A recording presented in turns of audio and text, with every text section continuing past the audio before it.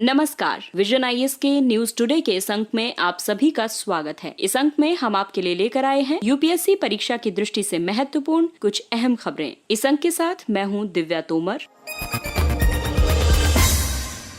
आइए सबसे पहले बात करते हैं इस अंक की हेडलाइंस के बारे में। अधिकरणों में रिक्तियों को समय पर नहीं भरने पर उच्चतम न्यायालय ने केंद्र सरकार की कड़ी आलोचना की। केंद्र सरकार इस वर्ष दिसंबर के अंत तक किसानों के डेटाबेस को 5.5 करोड़ से बढ़ाकर 8 करोड़ कर देगी। मत्स्य पालन, पशुपालन और डेयरी मंत्रालय ने विशेष पशुधन क्षेत्र पैकेज के महत्व को दर्शाने के लिए एक बैठक आयोजित की। सरकार ने दिवाला और शोधन अक्षमता संहिता के तहत लेनदारों की समिति के लिए नई आचार संहिता का प्रस्ताव प्रस्तुत किया और भारत का प्रथम डुगोंग संरक्षण रिजर्व तमिलनाडु में स्थापित किया जाएगा। और अब खबरें विस्तार से।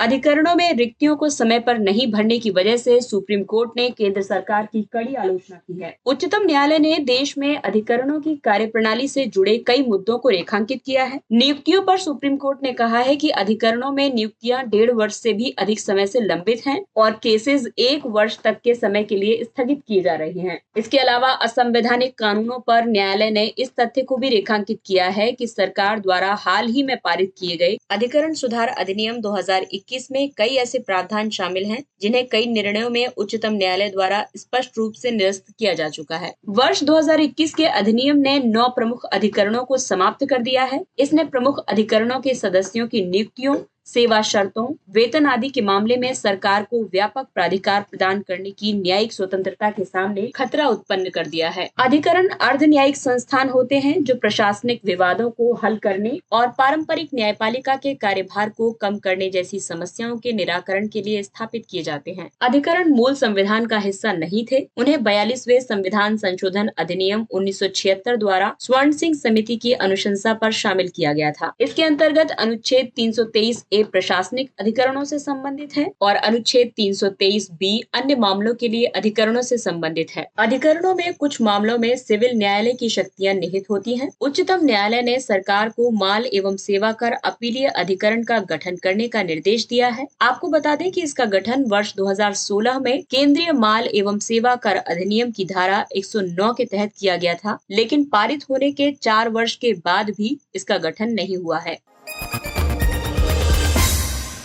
अगली खबर किसान एवं कृषि क्षेत्र से। केंद्र सरकार द्वारा इस वर्ष दिसंबर के अंत तक किसानों के डेटाबेस को 5.5 करोड़ से बढ़ाकर 8 करोड़ कर दिया जाएगा। कृषि को डिजिटल प्रौद्योगिकी, वैज्ञानिक अनुसंधान और ज्ञान से जोड़ने के लिए कृषि मंत्रालय द्वारा एक राष्ट्रीय किसान डेटाबेस बनाया गया है। इस डेटाबेस को राज्यों की सहायता से दिसंबर 2021 तक 5.5 करोड़ से बढ़ाकर 8 करोड़ कर दिया जाएगा। इससे राज्य भूमि रिकॉर्ड डेटा से जोड़ने की भी अनुमति प्रदान की जाएगी, जैसे कि कर्नाटक द्वारा किया गया है। पीएम किसान, मृदा स्वास्थ्य कार्ड तथा प्रधानमंत्री फसल बीमा योजना जैसी मौजूदा योजनाओं से डेटा प्राप्त करके एक राष्ट्रीय किसान डेटाबेस बनाया जा रहा है। ये डेटाबेस एग्री स्टेक के प्रमुख भाग के रूप में कार्य करेगा, जो कृषि में प्रौद्योगिकी आधारित हस्तक्षेपों का एक संग्रह है। ये उभरती हुई प्रौद्योगिकियों का लाभ उठाकर नवोन्मेषी कृषि केंद्रित समाधान बनाने के लिए संघीय किसान डेटाबेस का उपयोग करेगा। आइए अब आपको बताते हैं डिजिटल कृषि की दिशा में किए गए अन्य उपायों के बारे में। India digital ecosystem of agriculture यानी आइडिया, ये कृषि की दक्षता और उत्पादकता में वृद्धि करने के लिए एक राष्ट्रीय डिजिटल कृषि पारितंत्र है। इसमें राष्ट्रीय डिजिटल कृषि मिशन के मार्गदर्शन के लिए बहुहितधारक आइडिया सलाहकार परिषद और प्रत्येक किसान को एक विशिष्ट किसान पहचान पत्र प्रदान करना शामिल है। इसके अलावा कृषि क्षेत्र में राष्ट्रीय ई गवर्नेंस योजना और एकीकृत किसान सेवा मंच जैसे उपाय भी किए गए हैं। वित्त वर्ष 2019-20 के आवधिक श्रम बल सर्वेक्षण के आंकड़ों ने एक विपरीत प्रवृत्ति की ओर संकेत दिया है। इसके अनुसार कृषि क्षेत्रों में महिलाओं की भागीदारी में गिरावट की प्रवृत्ति में परिवर्तन हुआ है। ये वर्ष 2018-19 के 18.6% से बढ़कर वर्ष 2019-20 में 22.8% हो गई है।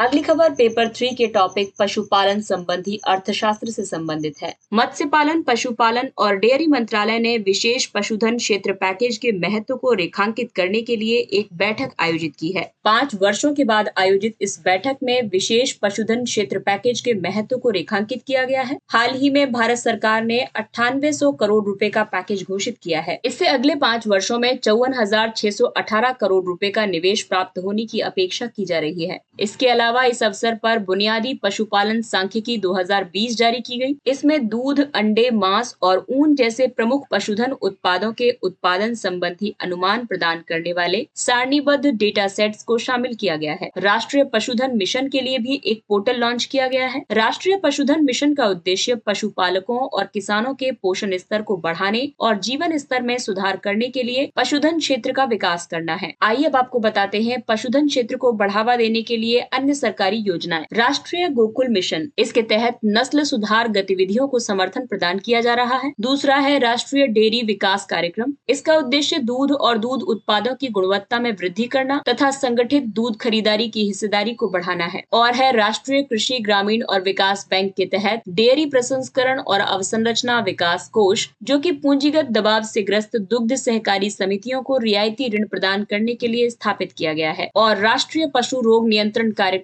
इसके तहत मुंह पका खुरपका रोग यानी FMD एवं ब्रुसेलोसिस को वर्ष 2025 तक टीकाकरण के माध्यम से नियंत्रित करने और वर्ष 2030 तक इसका उन्मूलन किए जाने का लक्ष्य निर्धारित किया गया है। भारत में पशुधन क्षेत्र की बात की जाए तो वित्त वर्ष 2019-20 में सकल मूल्य वर्धित यानी GVA कृषि क्षेत्र का लगभग 28% और कुल सकल मूल्य वर्धित का 5% है। इस क्षेत्र में वित्त वर्ष 2018-19 की तुलना में वित्त वर्ष 2019-20 में 7% की वृद्धि दर्ज की गई है।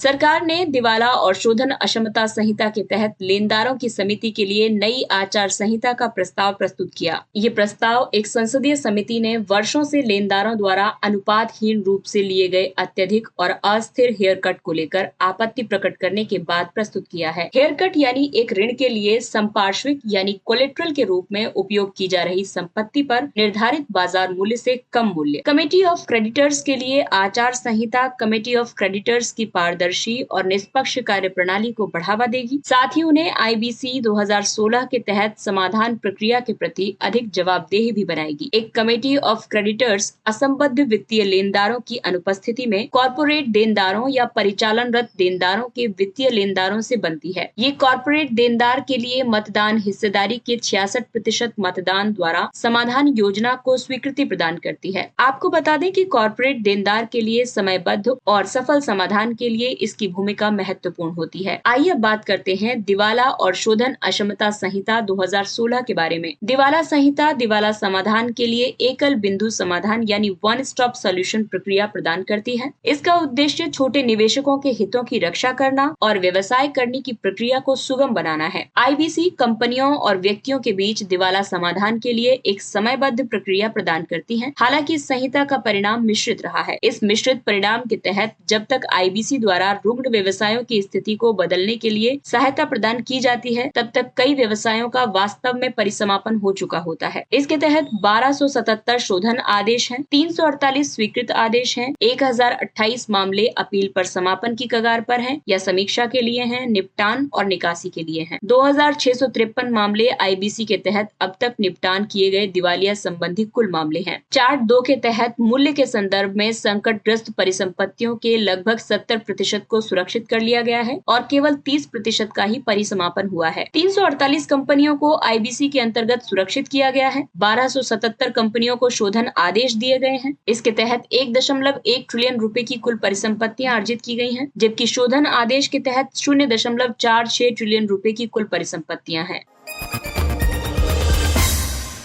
भारत का प्रथम डुगोंग संरक्षण रिजर्व तमिलनाडु में स्थापित किया जाएगा। हाल ही में तमिलनाडु सरकार ने पाक की खाड़ी में डुगोंग के लिए भारत के पहले संरक्षण रिजर्व की स्थापना की घोषणा की है। डुगोंग को कई खतरों जैसे कि पर्यावरण क्षति, मछलियां पकड़ने वाले जाल में फंसना, मांस और तेल के लिए शिकार का सामना करना पड़ रहा है। डुगोंग को समुद्री गाय के नाम से भी जाना जाता है। ये एकमात्र शाकाहारी समुद्री स्तनधारी है और डुगोंगिडे कुल का एकमात्र सदस्य है। ये इसे साइरेनिया जीव वैज्ञानिक क्रम क्रम में 4 जीवित प्रजातियों में से एक बनाता है। इसे अंतर्राष्ट्रीय प्रकृति संरक्षण संघ द्वारा वल्नरेबल के रूप में वर्गीकृत किया गया है। इसके अलावा ये वन्य जीव संरक्षण अधिनियम 1972 की अनुसूची 1 में भी सूचीबद्ध है। ये वन्य प्राणी जात एवं वनस्पति जात की संकटग्रस्त प्रजातियों के अंतर्राष्ट्रीय व्यापार पर अभिसमय के परिशिष्ट 1 में भी शामिल है। डुगोंग मुख्य रूप से उथले जलीय क्षेत्रों में पाए जाते हैं, क्योंकि वे मुख्य रूप से समुद्री घास पर जीवित रहते हैं। डुगोंग समूहों में रहते हैं और सांस लेने के लिए सतह पर आते हैं। इनमें डॉल्फिन की तरह पूंछ होती है। इनमें स्तन ग्रंथियां भी होती हैं। डुगोंग का जीवन काल 70 वर्ष या उससे अधिक होता है। मादा डुगोंग प्रत्येक 2.5 से 7 वर्ष में प्रजनन करती है। इनकी प्रजनन आयु 6 से 17 वर्ष तक होती है। इनमें 13 से 15 महीने की गर्भधारण अवधि और लगभग 18 महीने की पोषण अवधि होती है। डुगोंग की निकटतम संबंधी स्टेलर समुद्री गाय शिकार की वजह से 18वीं शताब्दी में ही विलुप्त हो गई थी। डुगोंग को संरक्षित करने के लिए संयुक्त राष्ट्र पर्यावरण कार्यक्रम तथा प्रवासी प्रजातियों के संरक्षण CMS द्वारा डुगोंग और उनके अधिवासों के संरक्षण एवं प्रबंधन पर एक समझौता ज्ञापन संपन्न किया गया है। भारत ने वर्ष 2008 में इस पर हस्ताक्षर किए थे और इसके लिए एक टास्क फोर्स का भी गठन किया है। हिंद प्रशांत क्षेत्र के 8 देशों के लिए वैश्विक पर्यावरण सुविधा यानी GEF और यूनेप द्वारा डुगोंग और समुद्री घास संरक्षण परियोजना का संचालन किया जा रहा है। आपको बता दें कि भारत इस परियोजना में शामिल नहीं है।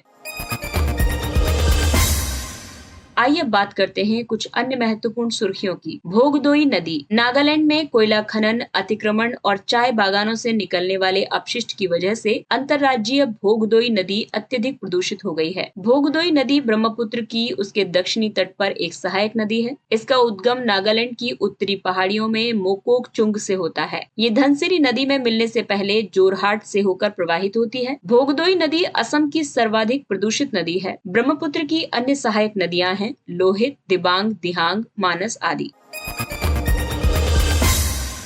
समुद्री सिवार की कृषि। हाल ही में लक्षद्वीप प्रशासन ने अपने 9 अधिवासित द्वीपों में सीवीड फार्मिंग इकाइयों को आरंभ किया है। सीवीड यानी समुद्री सिवार असंख्य समुद्री पादपों और शैवालों का एक सामान्य नाम है, जो महासागरों के उथले जल के साथ साथ नदियों, झीलों और अन्य जल निकायों में उत्पन्न होते हैं। ये भूरे समुद्री सिवार, लाल समुद्री सिवार और हरे समुद्री सिवार जैसे विभिन्न रूपों में मौजूद होते हैं। ये खाद्य और औद्योगिक उपयोगों जैसे बुनियादी उपयोगिताओं में उच्च क्षमता वाले उत्कृष्ट पोषक तत्व शोधक के रूप में महत्वपूर्ण पारिस्थितिकीय तंत्र सेवाएं प्रदान करते हैं। उदाहरण के लिए औषधि, सौंदर्य प्रसाधन और न्यूट्रास्यूटिकल्स यानी चिकित्सा या स्वास्थ्य लाभ युक्त खाद्य उत्पाद। भारत ने प्रधानमंत्री मत्स्य संपदा योजना के तहत वर्ष 2025 तक 11.5 लाख टन समुद्री शैवाल का उत्पादन करने की योजना बनाई है।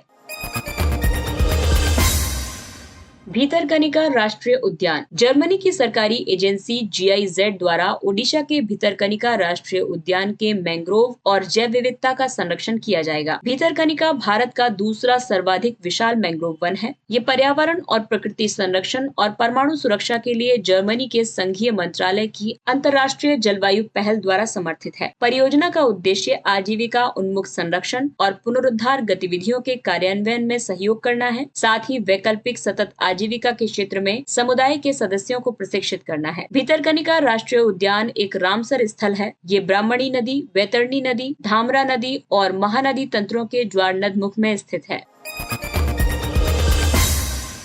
पराग कैलेंडर। सामुदायिक चिकित्सा विभाग और जन स्वास्थ्य विद्यालय, स्नातकोत्तर चिकित्सा शिक्षा एवं अनुसंधान संस्थान PGI-MER चंडीगढ़ ने चंडीगढ़ शहर के लिए प्रथम पराग कैलेंडर विकसित किया है। पोलेन यानी पराग कणों को मनुष्यों में अस्थमा, एटोपिक डर्मेटाइटिस के लिए प्रमुख बाह्य वायुजनित एलर्जन माना जाता है। पराग एक महीन पीले रंग का पाउडर होता है, जो वायु, पक्षियों, कीटों या अन्य प्राणियों द्वारा पौधों से पौधों तक पहुंचाया जाता है। पोलन कैलेंडर एलर्जी उत्पन्न करने वाले संभावित कारकों की पहचान कर सकते हैं। साथ ही इनके द्वारा चिकित्सकों के साथ साथ एलर्जी पीड़ितों को एक स्पष्ट समझ प्रदान की जा सकती है। मांडा बफेलो। हाल ही में राष्ट्रीय पशु अनुवांशिक संसाधन ब्यूरो ने मांडा भैंस को भारत में भैंस की 19वीं विशिष्ट नस्ल के रूप में मान्यता प्रदान की है। पूर्वी घाट और ओडिशा के कोरापुट क्षेत्र के पठार पर पाई जाने वाली मांडा भैंस परजीवी संक्रमण के प्रतिरोध के साथ रोगों के प्रति कम सुभेद्य होती है। कोरापुट, मलकानगिरी और नवरंगपुर जिलों के लोगों द्वारा इनका उपयोग जुताई के लिए किया जाता है। इस नई मान्यता से मांडा भैंस के संरक्षण और विकास में केंद्र और राज्य सरकार से उच्च उच्च उत्पादकता के लिए और सहायता प्राप्त होगी। अंतरिक्ष में जैविक प्रयोग के लिए उपकरण। भारतीय विज्ञान संस्थान और भारतीय अंतरिक्ष अनुसंधान संगठन ने सूक्ष्म जीवों की कृषि के लिए एक मॉड्यूलर और स्वतः पूर्ण उपकरण विकसित किया है। ये उपकरण वैज्ञानिकों को अंतरिक्ष में जैविक प्रयोग करने में सक्षम बना सकता है। इसके द्वारा बैक्टीरियाज की वृद्धि की निगरानी करने के लिए LED और फोटोडायोड सेंसर संयोजन का उपयोग किया जाएगा। ये अन्य जीवों जैसे कि कृमियों और गैर जैविक प्रयोगों के अध्ययन के लिए अनुकूलित है। मानव अंतरिक्ष मिशन जैसे गगनयान के लिए ये बहुमूल्य अंतर्दृष्टि प्रदान करने में सहायक है। हाइसीन ग्रह। शोधकर्ताओं के अनुसार प्रमुख हाइसीन बहिर्ग्रहों पर पारग्रहीय जीवन संभव हो सकता है। वृहद महासागरों और हाइड्रोजन समृद्ध वातावरण के साथ हाइसीन ग्रह पृथ्वी से 2.6 गुना बड़े होते हैं। हाइसीन ग्रह पृथ्वी के समान चट्टानी नहीं है। वे सर्वत्र मिल्की वे में आकाशगंगा में अविश्वसनीय रूप से प्रचुर मात्रा में दिखाई देते हैं। आइए अब चर्चा करते हैं सुर्खियों में रहे स्थलों के बारे में। यूनान। दक्षिणी यूरोप में अत्यधिक हीट वेव्स की घटनाओं और यूनान सहित संपूर्ण क्षेत्र में वनाग्नि के बाद यूनान ने एक जलवायु संकट मंत्रालय गठित करने का निर्णय किया है। यूनान की राजधानी एथेंस है। ये बाल्कन प्रायद्वीप के दक्षिणी भाग में अवस्थित है। इसमें 1400 से अधिक द्वीप शामिल हैं। इसकी स्थलीय सीमाएं अल्बानिया, मैसेडोनिया, बुल्गारिया और तुर्की के साथ लगती हैं। आप सभी लोग कमेंट बॉक्स में बताइए कि बाल्कन कंट्रीज कौन कौन सी हैं। इसके अलावा यूनान के आसपास एजियन सागर, आयोनियन सागर, क्रेते सागर, लीबिया सागर और भूमध्य सागर मुख्य जल निकाय हैं। और ये सभी सागर जिनके नाम मैंने अभी लिए हैं, इनका पूर्व से पश्चिम क्रम, उत्तर से दक्षिण क्रम, दक्षिण से उत्तर क्रम, ये सभी आप देखें और इन पर क्वेश्चंस बनाएं। अगला है सिंगापुर। हाल ही में सिंगापुर ने सार्वजनिक क्षेत्रों में गश्त करने और पार्कों और बगीचों में सामाजिक दूरी सुनिश्चित करने में सहायता के लिए रोबोट का उपयोग करने का परीक्षण आरंभ किया है। सिंगापुर दक्षिण पूर्व एशिया में मलय प्रायद्वीप के दक्षिणी सिरे के तट पर स्थित एक छोटा द्वीपीय राष्ट्र है। ये हिंद महासागर और दक्षिणी चीन सागर के बीच अवस्थित है। ये भूमध्य रेखा से केवल 1 डिग्री ऊपर है। जोहोर जलडमरू मध्य और सिंगापुर जलडमरू मध्य इसके मुख्य जल निकाय हैं। इसकी समुद्री सीमाएं पूर्व में दक्षिण चीन सागर, पश्चिम में मलक्का जलडमरू मध्य और दक्षिण में रियाऊ द्वीप समूह से जुड़ा है। और अंत में पिछले एपिसोड में एक त्रुटि हो गई थी, उस त्रुटि को आप सही कर लीजिएगा। 2 सितंबर 2021 को टाइम्स हायर एजुकेशन रैंकिंग में 50% के सकल नामांकन अनुपात के लक्ष्य को वर्ष 2035 की बजाय गलती से वर्ष 2030 कर दिया गया था, तो इसे आप 2035 कर लें। इसके साथ ही ये अंक समाप्त होता है। अगले अंक में फिर मुलाकात होगी कुछ अन्य महत्वपूर्ण खबरों के साथ। तब तक अपना ख्याल रखिए और 18 वर्ष से अधिक के सभी लोग कोविड के दोनों टीके लगवाएं। इसके अलावा कोविड नियमों का पालन करें, मास्क पहनिए, 2 गज की सुरक्षित दूरी बनाए रखें और हाथ और मुंह साफ रखें। इसके साथ ही विजन IAS की पूरी टीम को दीजिए इजाजत। नमस्कार।